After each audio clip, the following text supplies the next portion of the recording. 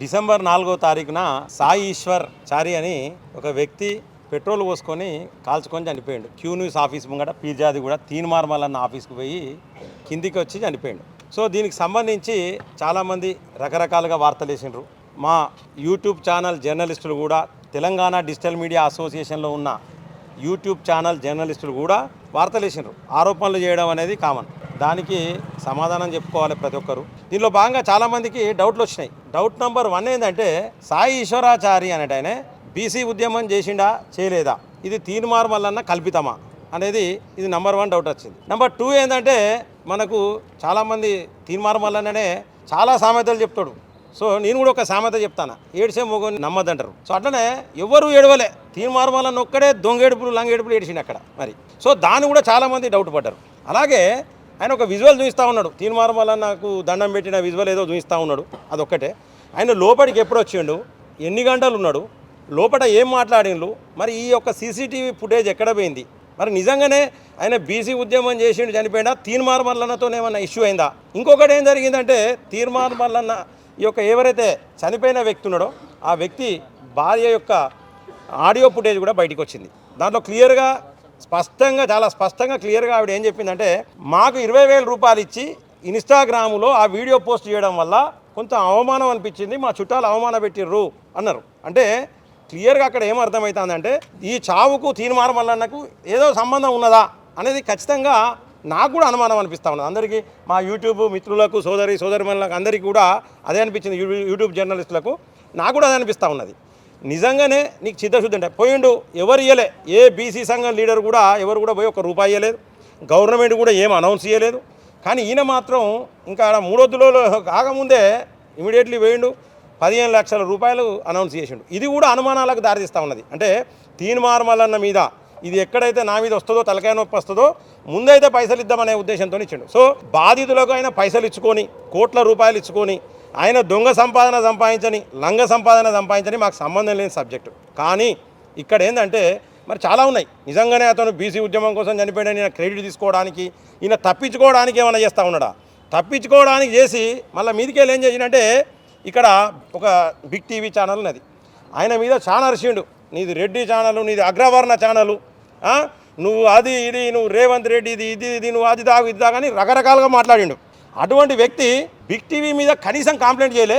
మరి ఆ big TV వాళ్ళు కూడా తీన్మార్మల్ అన్న మీద కంప్లైంట్ చేయలే. కానీ తెలంగాణ డిజిటల్ మీడియా అసోసియేషన్లు ఉన్న కొన్ని ఛానళ్ళ మీద, ఆ ఛానల్ యజమానుల మీద మాత్రం తీన్మార్మల్ అన్న కంప్లైంట్ చేశారు. మరి దీంట్లో బీసీలు ఉన్నారు, ఎస్సీలు ఉన్నారు, వాళ్ళందరి మీద కూడా కంప్లైంట్ చేశారు. నేను క్లియర్గా చెప్తా ఉన్నా, తీన్మార్మల్ అన్న నువ్వు చేసింది చాలా తప్పు.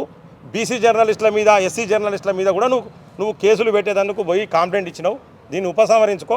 ముఖ్యంగా ఏంటంటే మాకు అనుమానాలు ఉన్నాయి. ప్రభుత్వం ఇక్కడ మేము వచ్చింది ఏంటంటే స్టేట్ హ్యూమన్ రైట్స్ కమిషన్కి వచ్చినాము. సో ఇక్కడ మేము ఫిర్యాదు చేయడం జరిగింది. మరి దీంట్లో ఏం జరిగింది, ఆయన ఎందుకు చనిపోయాడు, తీన్మార్మల్ అన్న ఆఫీస్ ముంగట ఎందుకు చనిపోయాడు? చాలామంది అంటారు తీన్మార్మల్ అన్న ఓ గాంధీ కాదు, నెహ్రూ కాదు, లేకపోతే ఓ స్వాతంత్ర సమరయోధుడు కాదు, లేకపోతే అంత పెద్ద వ్యక్తి కాదు, ఆయన ఆఫీస్ ముంగట ఎందుకు చనిపోయాడు? నిజంగానే బీసీల కోసం చనిపోతే ఏ ముఖ్యమంత్రి ఆఫీస్ కానో చనిపోవాలి, లేకపోతే ఇంకెక్కడికో పోయి అంటిపెట్టుకోవాలి. కానీ తీన్మార్మల్ అన్న ఆఫీస్ కాడ ఎందుకు పెట్రోల్ పోసుకొని అంటిపెట్టుకొని చనిపోయాడని చెప్పేసి చాలా అనుమానాలు మా జర్నలిస్టులకు వచ్చినాయి. ఖచ్చితంగా ప్రభుత్వం కూడా స్పందించి దీని మీద కమిటీ చేసి ఎంక్వైరీ చేయాలి. మేము ఈరోజు తెలంగాణ డిజిటల్ మీడియా అసోసియేషన్ తరఫున జర్నలిస్టులు అందరం కలిసి వచ్చినాము. సో ఇక్కడ ఫిర్యాదు చేయడం జరిగింది. కాబట్టి తప్పకుండా ప్రజలందరూ కూడా దీని మీద స్పందించాలి, ప్రభుత్వం స్పందించాలని చెప్పేసి సందర్భంగా కోరుకుంటూ సెలవు తీసుకుంటాను. జై హింద్, జై భారత్. నమస్కారం. ముఖ్యంగా మరి హ్యూమన్ రైట్స్ వయలేషన్ ఆర్టికల్ 21 అనేది అది వయలేషన్ జరిగిందనేది స్పష్టంగా కనబడుతుంది. ఒక బాధ్యతాయుతమైనటువంటి పదవిలో ఉండి, ఆయన ఒక మీడియా పర్సనే కాదు, ఆయన ఒక మెంబర్ ఆఫ్ లెజిస్లేటివ్ కౌన్సిల్లో ఉన్నాడు, అంటే పెద్దల సభలో ఆయన ఉన్నాడు. ఆయన కార్యాలయానికి ఒకళ్ళు వచ్చినప్పుడు మరి ఎవరు కూడా 20,000 రూపాయలు ఇచ్చి, మరి వాళ్ళు మన కుటుంబ పరిస్థితి బాగలేదు, భర్త అప్పటికి వద్దన్నాడంట, అయినా కానీ మన పరిస్థితి బాగాలేదు, 2 నెలలకి ఇంటికి కట్టలేదని 3 పిల్లలను తీసుకుపోయి ఇచ్చింది. ఆమెకు షూట్ చేసేది కూడా తెలియదు. అసలుంటిది డబ్బులు ఇచ్చింది, తీసుకున్నాడు, ఇన్స్టాగ్రామ్లో వచ్చింది. వీళ్ళిద్దరి లవ్ మ్యారేజ్ కాబట్టి ఆపోజిట్ సైడ్కి వెళ్ళి ఎత్తి పొడుపులు జరిగినప్పుడు ఆ వీడియో తీయమని అప్పటికి 3-4 సార్లు పోయిండ్రు. ఈయన ఈ అబ్బాయి సాయి ఈశ్వర్ చారి ఎన్నిసార్లు ఆ కార్యాలయాన్ని క్యూ న్యూస్కు పోయిండు, ఎప్పుడెప్పుడు పోయిండు, దాని ఫుటేజ్లు మొత్తం బయట పెట్టాలి. నెంబర్ 1. రెండవది, బాధ్యతాయుతమైన 2 రంగాలలో ఉన్నారు. ఒకటి ఎమ్మెల్సీ, రెండోటి మీడియా. మీడియా వాళ్ళు వాళ్ళ ఆఫీసులో అయినా కిరోసిన్ తెచ్చుకుంటుండా, పెట్రోల్ చేసుకుంటుండా, పోసుకుంటుండా, కాలబెట్టుకుంటుండా, ఇవన్నీ జరుగుతూ ఉంటే వాళ్ళందరూ ఏం చేసిండ్రు? వాళ్ళందరూ ఆపడానికి ప్రయత్నం చేయలే. ఈరోజు మీరు వెనక బ్యాక్గ్రౌండ్ వాయిస్ స్పష్టంగా వినొచ్చు. నువ్వు బీసీ కోసం చచ్చిపోతున్నావు కదా, బీసీ కోసం చచ్చిపోతున్నావు, కానీ ఎగేసి అది మొత్తం డైవర్ట్ చేసే ప్రయత్నం అక్కడ జరిగింది. రెండో పాయింట్. మూడో పాయింట్, అసలు అక్కడికి వచ్చినాక పోలీసులకు వీళ్ళు ఎందుకు ఫోన్ చేయలే? ఇమీడియట్గా పోలీసులకు ఫోన్ చేసి అక్కడ ఆర్పే ప్రయత్నం ఎందుకు చేయలే? కాబట్టి ఇవన్నీ కూడా ఇందులో పొందుపరచడం జరిగింది. ఇంకోటి, వాళ్ళు ఆపిన తర్వాత కొంతసేపు ఆపి దీన్ని రాజకీయంగా మనం వాడుకునే ప్రయత్నం చేద్దాం, రాజకీయాలు వాడుకుందాం అనే ఉద్దేశంతో కూడా కొద్దిసేపు ఈ తమాషాలన్నీ నడిచినాయి. మొత్తానికి ఏదేమైనప్పటికీ ఈశ్వరాచారి ఒక ప్రాణము చాలా విలువైంది. ఈరోజు దాన్ని 10 లక్షలతోనో 20 లక్షలతోనో కోటి రూపాయలతోనో వెలగట్టలేనిది. ఎందుకంటే ఇవాళ ఏం చెప్తున్నారు, right to dignity with life and right to life, ఈ రెండు కూడా ఆర్టికల్ 21లో వస్తుంది. కాబట్టి దాన్ని కాపాడడంలో ఒక ఎమ్మెల్సీగా, ఒక మీడియా పర్సన్గా పూర్తిగా విఫలమైపోయాడు. ఇంకోటి, ఇంతకుముందు రజనీకాంత్ గారు చెప్పినట్టుగా ఇప్పుడు ఎవరైనా నిజంగా శ్రీకాంతాచారిగా తెలంగాణ కోసం చనిపోయాడు. ఎక్కడ చనిపోయాడు? మొత్తం పబ్లిక్ ప్లేస్లో జనమంతా ఉన్నప్పుడు అందరు చూస్తున్నాక కాలబెట్టుకొని చచ్చిపోయాడు. మరి ఈయన ఆఫీస్ ముందు పోయి అక్కడ ఏ సెక్రటరియట్ కానో ఆన్నో ఎన్నో చేస్తారు, మరి ఆయన ముందు ఎందుకు చేసుకున్నారు అనేది అన్నీ అనేకమైన అనుమానాలు ఈరోజు లీగల్గా వచ్చినాయి. కాబట్టి ఈరోజు మేమేం అనలేదు, మీడియా పరంగా బిగ్ టీవీలో వచ్చిన దాన్ని తీసుకొని కొంతమంది స్టోరీలు చేసిండ్రు, కొంతమంది అనుమానాలు చేసిండ్రు. కానీ నిన్నటిదాకైనా గత ప్రభుత్వంలో ప్రశ్నించే గొంతులను జైల్లో వేస్తుందని చెప్పి నా జైల్లో పెట్టడం జరిగింది, జైలుకు పోయిండు. మరి ఆ పరిస్థితి నీకు తెలుసు. ఈరోజు నువ్వు పాలకపక్షంగా పోగానే, పాలకపక్షంతో చేతులు కలపంగానే ఈరోజు మీడియా వాళ్ళు నీ గురించి ప్రశ్నించిన వాళ్ళు, దీనిపైన అనుమానాలు వ్యక్తం చేసిన వాళ్ళు నీకు విలన్ల లెక్క పడ్డారు, వాళ్ళ మీద కేసులు పెడతావు. ఈరోజు అందులో ఉన్న వాళ్ళు కూడా ఎక్కువ శాతం బహుజన బిడ్డలే ఉన్నారు. కాబట్టి దీనిపైన 101%, ఎందుకంటే నేను గతంలో చాలా కేసులు వేసిన, నిజ నిర్ధారణ కమిటీలు వేస్తారు. దీనిపైన ఇమీడియట్గా కేసు కూడా రిజిస్టర్ అయింది. ఈరోజు నీవు ఈ కేసులు కాదు, 8 కేసులు, 8 రాములక్క మీద, క్రాంతి మీద, ఓకే టీవీ, మన చిల్క ప్రవీణ్ మీద, వీళ్ళందరి మీద పెట్టినరు. ఈ కేసులు కాదు, ఇంకా నువ్వు 10 కేసులు పెట్టుకో. లీగల్గా మాకు కొట్లాడే ఇది మాకుంది, ఎందుకంటే మా తరపున న్యాయం ఉంది, న్యాయం మాత్రమే మాట్లాడినాం కాబట్టి మేము కొట్టుకో. కానీ నీ దగ్గర జరిగిన ఇన్సిడెంట్ మాత్రం వదిలిపెట్టేదే లేదు. 101% దీన్ని బయటికి తీస్తాము. దీని మీద అసలు జరిగిన విషయం ఏందనేది మీడియా పరంగా కూడా ఈ కాన్సర్ రోజు కూడా అసలు ఏమేమి అనుమానాలు ఉన్నాయి కూడా ఈరోజు బహిరంగ జనం ముందు తీసుకుపోయే ప్రయత్నం చేస్తాం. జై తెలంగాణ, అమరవీరులకు జోహార్. ఇప్పుడు వరకు అన్న వాళ్ళు మాట్లాడిండ్రు, వాళ్ళు చెప్పిండ్రు కూడా ఏమేమి కావాలి, అసలు నీ ఆఫీస్లో సీసీటీవీ కెమెరా ఫుటేజ్ ఏది, నువ్వు ఏదో ఒక బొమ్మ వేసి నేను సహాయం చేసేసిన, చలో చూడుండ్రి, ఇగో నాకున్న పెద్ద గుండె ఎవరికి లేదు దునియాలో, ఇట్లా ప్రచారం చేసుకుంటున్నావు కదా, అదంతా బయటకు వచ్చినప్పుడు తెలుస్తుంది అదేంది, దేనికోసం చేస్తున్నావు ఇదంతా కూడా. బట్ నిన్ను ఒక్కటే మాట అడగాలనుకుంటున్నా మల్లన్న, నేను మళ్ళా కూడా నీకు దమ్ముంటే, ధైర్యం ఉంటే సమాధానం చెప్పు. ఆల్రెడీ ఇంతమంది జర్నలిస్టులు అడిగినరు, ఏ ఒక్కదానికి సమాధానం లేదు. మళ్ళా కూడా అడుగుతున్నా నేను, ఒక తెలంగాణ బిడ్డని, బీసీ బిడ్డని, ముదిరాజు బిడ్డని నిలబెట్టి నువ్వు సహాయం, ఏం సహాయమయ్యా నువ్వు చేసింది?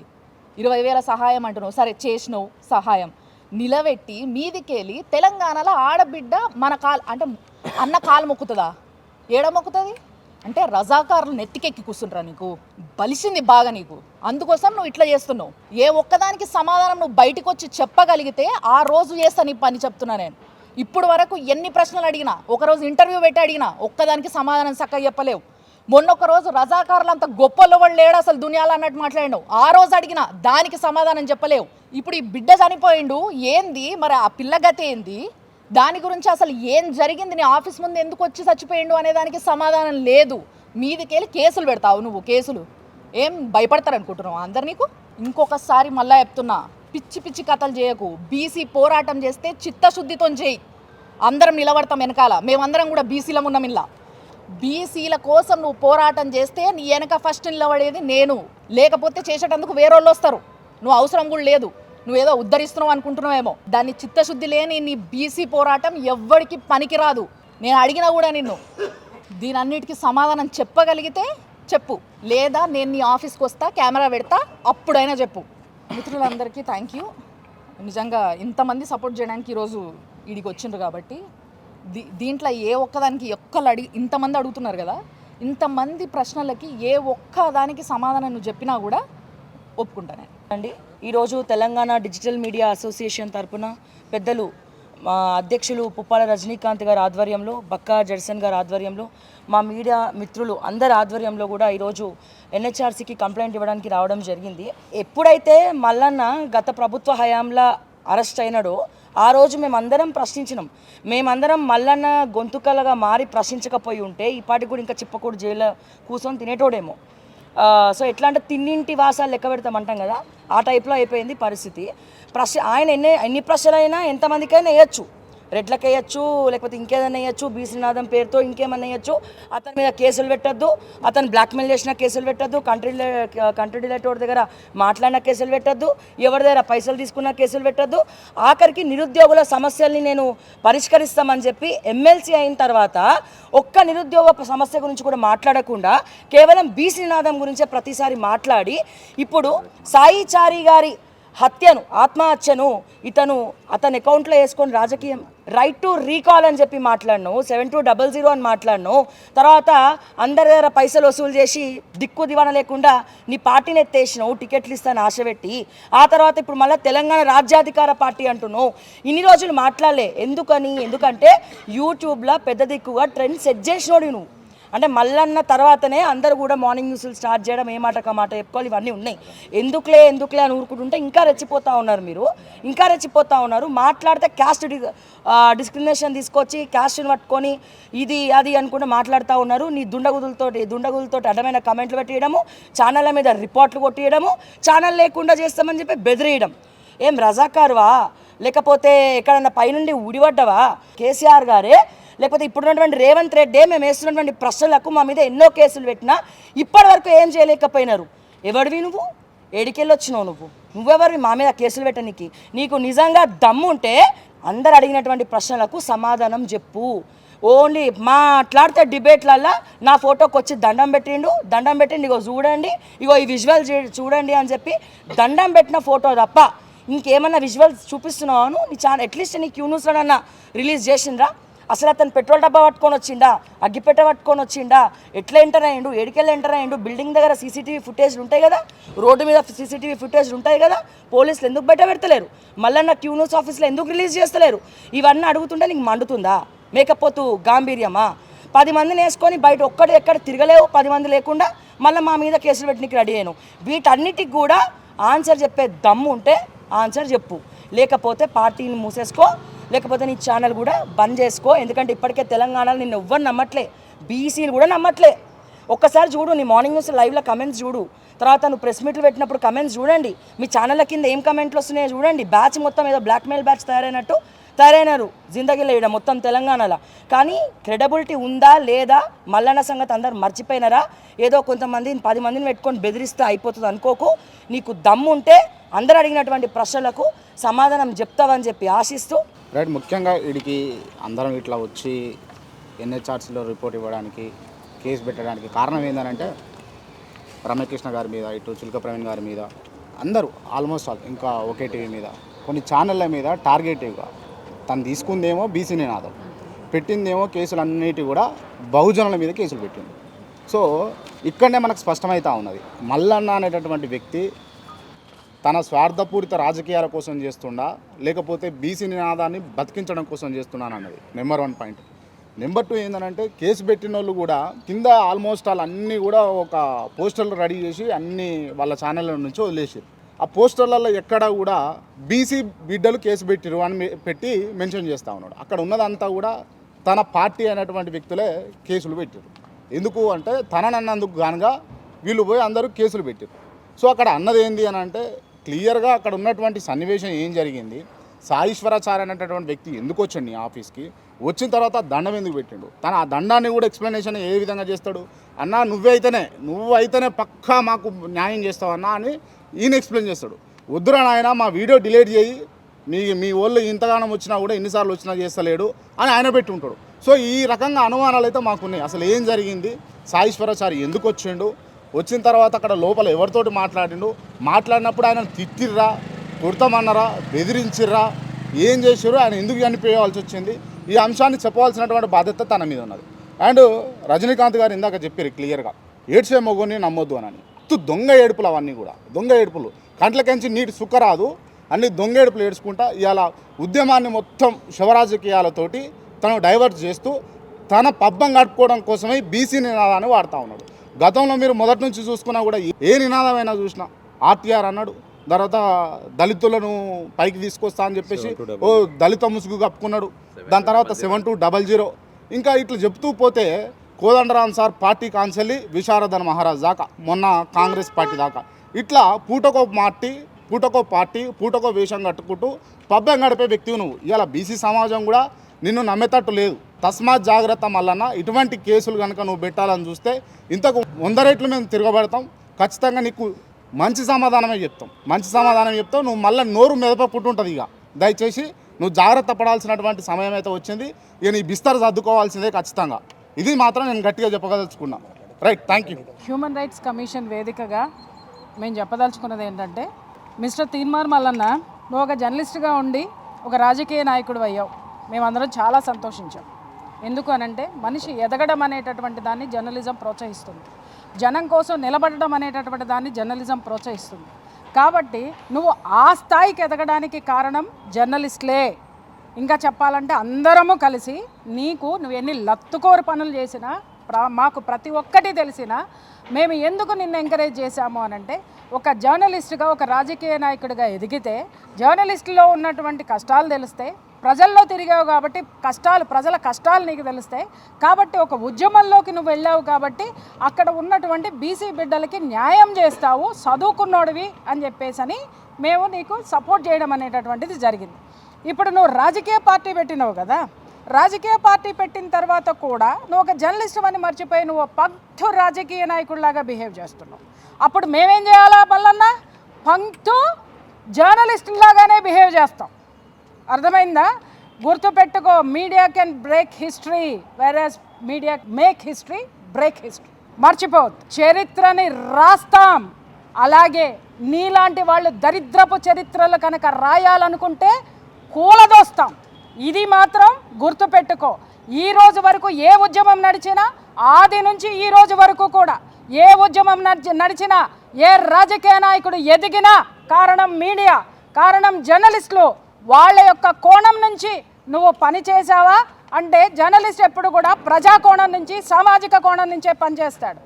ఆ కోణంలో నువ్వు పనిచేసావా, మేమందరం సపోర్ట్గా ఉంటాం.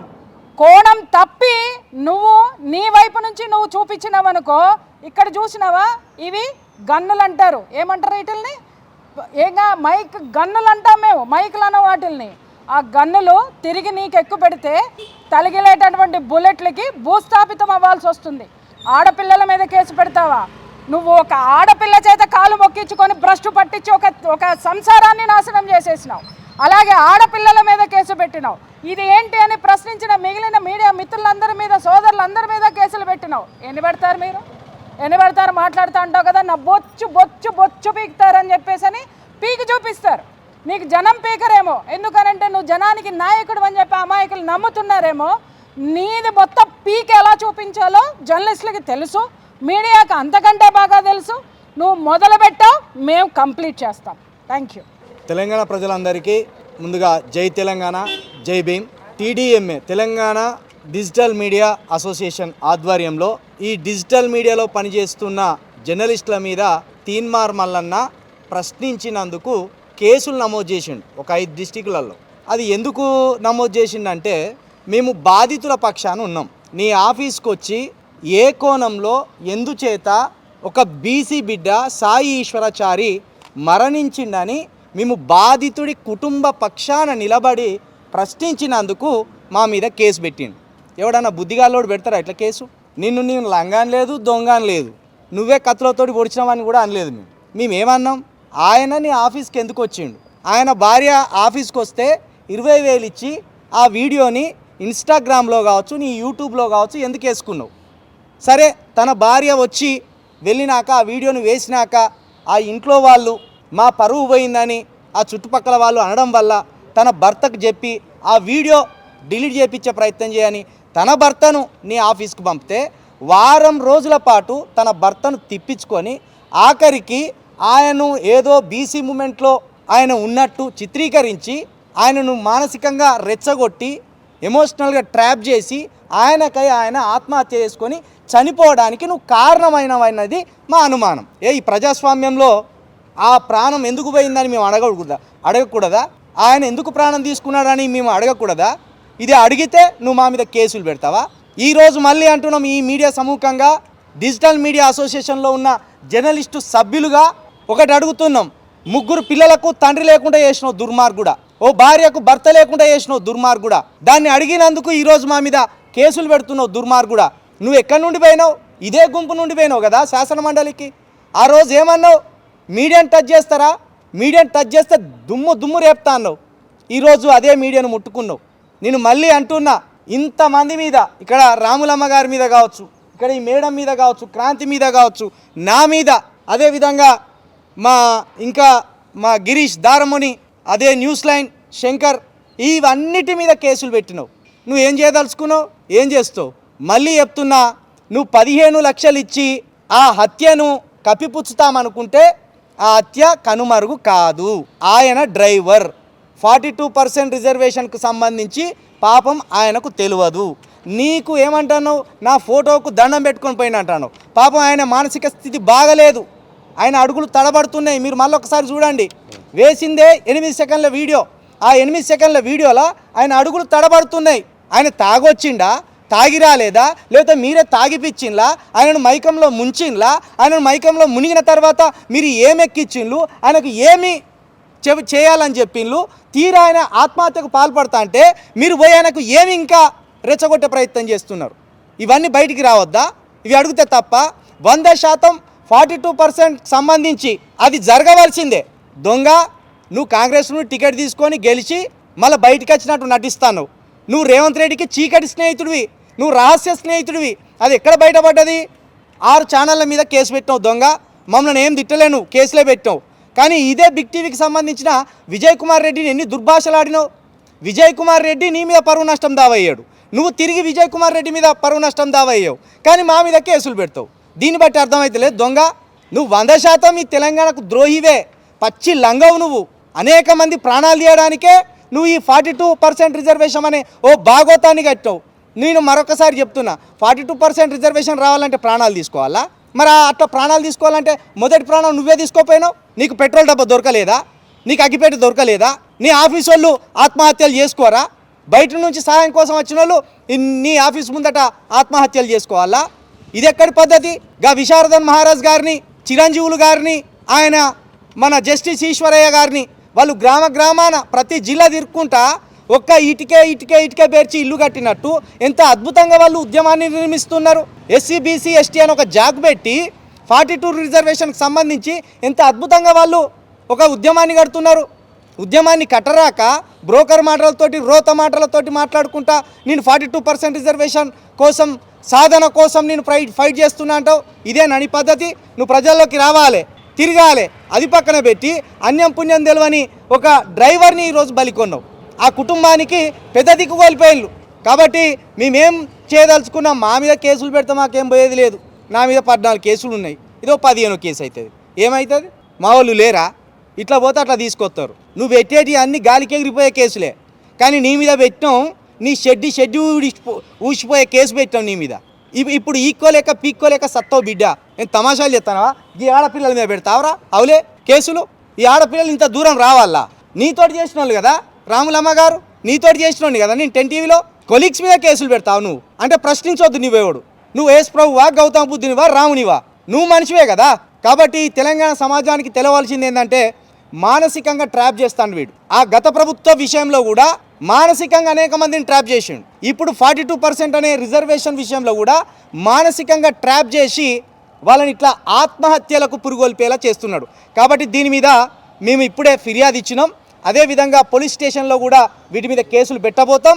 తప్పకుండా సమగ్ర విచారణ జరిపి నిందితుడు ఎవరో, ముద్ద ఎవరో తేల్చాలని మేము మీడియా సాక్షిగా ఈ ఉమెన్ రైట్స్లో ఫిర్యాదు ఇచ్చి కోరుతున్నాం. Thank you so much. అందరికీ నమస్కారం అండి. నిన్న చింతపండు నవీన్ అలియాస్ తీన్మార్ మల్లన్న ప్రశ్నించినందుకు కొంతమంది యూట్యూబ్ జర్నలిస్టుల మీద కేసులు ఫైల్ చేయమని అలా పట్టయాలకు చెప్తాడు. అయితే నేను ఇలా సూటి ప్రశ్నలు లీగల్గా అడుగుతున్నా. చాలామంది వాళ్ళు ప్రశ్నలు అడిగినారు. చింతపండు నవీన్ గారు, మీ ఆఫీస్ ముంగట ఈ కార్యక్రమం మొత్తం ఈ ఇష్యూ జరిగింది. మళ్ళీ ఇది అబెట్మెంట్ ఆఫ్ సూసైడ్ కిందికి తీసుకోవాలన్నా లీగల్గా ఏంది అని అనేది ఒక పెద్ద ప్రశ్న. ఎందుకు అని అంటే ఆ జాగాల ప్రాక్సిమిటీ ఉన్నది నువ్వే, మళ్ళీ నువ్వు ఆఫీస్లో ఉన్నావా, నువ్వు ఆఫీస్లో లేవా. లాస్ట్ ఈశ్వరాచారి మీ ఆఫీస్లో ఎవరిని కలిసిండు, మీరు ఆయనని పిలిపించిండ్రా, ఆయనంతలా ఆయన వచ్చిండా, పిలిపిస్తే ఆయన మనస్తాపం సూసైడ్ చేసుకోవాల్సినంత కర్మ ఆయనకు ఎందుకు పట్టింది.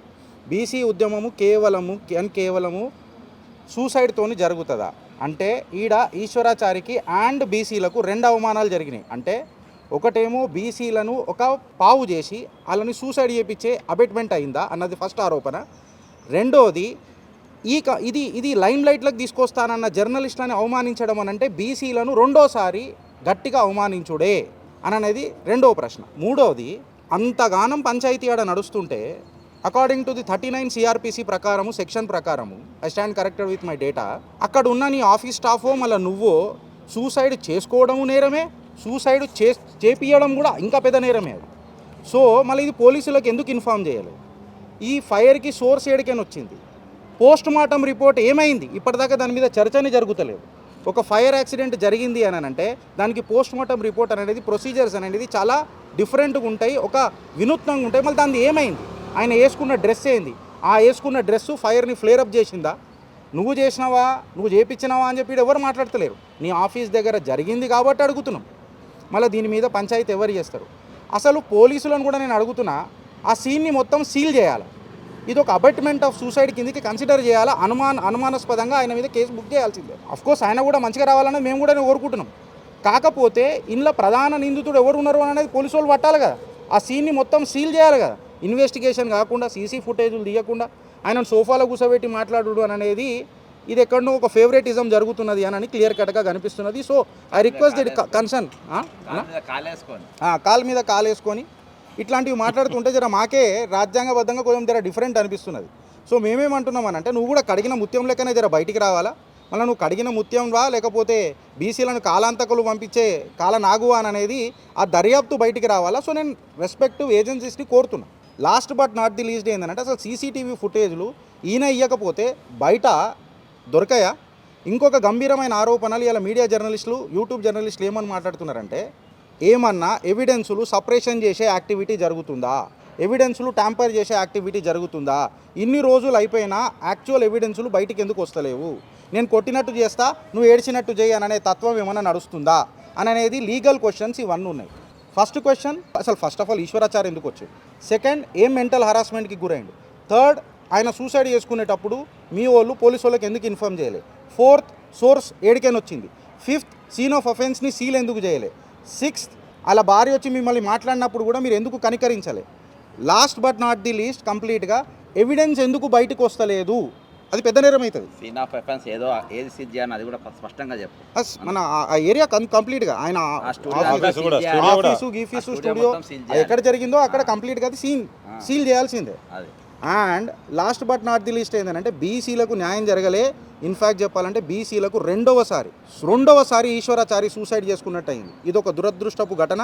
అన్న నేను బీసీలకు కూడా ఒక చిన్న కోరిక కోరుతున్నా, బతుకుండి గెలుద్దాం, సూసైడ్ చేసుకొని కాదు. మీకేదన్నా ఉంటే టీడీఎంఐ మీకు రక్షణకు నిలబడుతుంది, ఒక కవచ కుండలమై నిలబడుతుంది. టీడీఎంఐ మీకు సుదర్శన చక్రం అవుతుంది. జై హింద్, జై భారత్.